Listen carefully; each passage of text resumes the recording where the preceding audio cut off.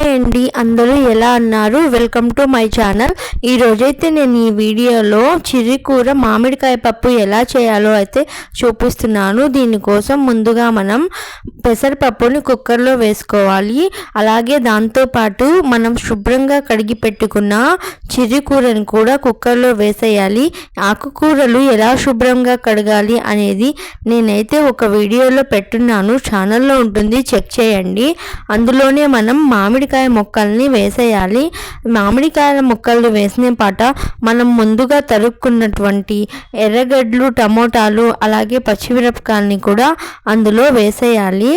Friends, మీరు ఎంతమందికి ఆకుకూరలు తినడం అంటే ఇష్టమో నాకైతే కామెంట్ చేయండి. ఆకుకూరలు ఆరోగ్యానికి చాలా మంచిది. ఆకుకూరలు చాలా రకాలైతే ఉన్నాయి, కానీ అన్ని ఆకుకూరలు అందరూ తినరు. కొన్ని ఆకుకూరలు మాత్రమే ఇష్టంగా అయితే తింటారు. అలాగే నేను ఇష్టంగా తినే వాటిలో ఈ చిర్రికూర కూడా ఒకటి. అందులోనే పసుపు కూడా వేసేయాలి. పసుపు అన్నీ వేసేసాక తగినన్ని నీళ్లు పోసి స్టవ్ ఆన్ చేసుకొని మనం కుక్కర్ని స్టవ్ మీద పెట్టి 4 విజిల్స్ అయితే రానివ్వాలి.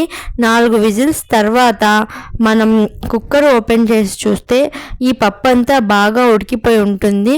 ఈ ఉడికిపోయినటువంటి ఆకుకూర పప్పుని మనం బాగా ఎనుపుకోవాలి. అందులోనే ఎనుపుకునేటప్పుడే తగినంత ఉప్పు అయితే వేసుకోవాలి. బాగా ఎనుపుకున్నాక మనం పోపు అయితే పెట్టుకోవాలి.